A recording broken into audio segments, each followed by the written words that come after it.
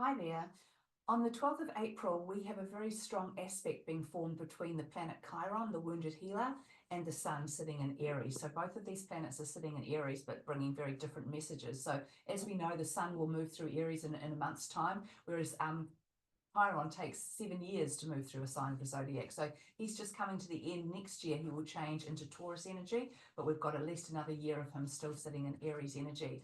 So when these two planets come together, Chiron represents the wound that we carry in this lifetime. And the wound of rejection that we carry when he sits in Aries is the wound of belief that we're not good enough, or that we can't stand on our own 2 feet, or we can't lead others or do our own thing or be independent in any way. And so the sun is sort of pushing that energy, and then Chiron saying, yeah, but what about all the times I've been wounded by this in the past?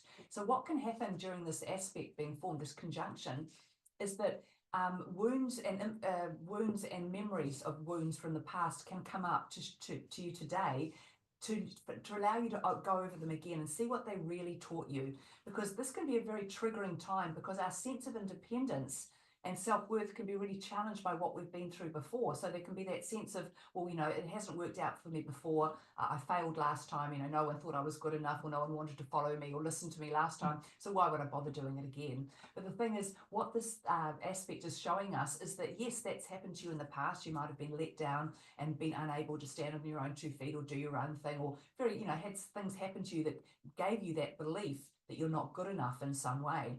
So the triggering of this at the moment is just to show you how far you've come, to show you and allow you to understand that you went through those things, you suffered those things, you were wounded by such things, so that you could grow in some way. And this is where it's just so important. Time and time again, we're being reminded that our journey, our life journey, is not about how you feel.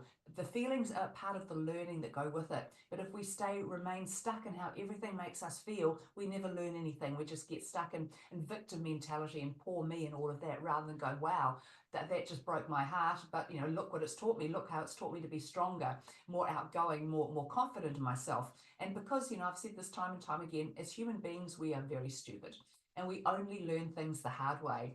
So this is what this is really showing us, is that yes, you've been through hard stuff in your life. There's no doubt about that. But it was meant to help you to grow, not to break you. So this is where things may come up, but look at what they've taught you, and look at how the trials of the past have made you the person you are today.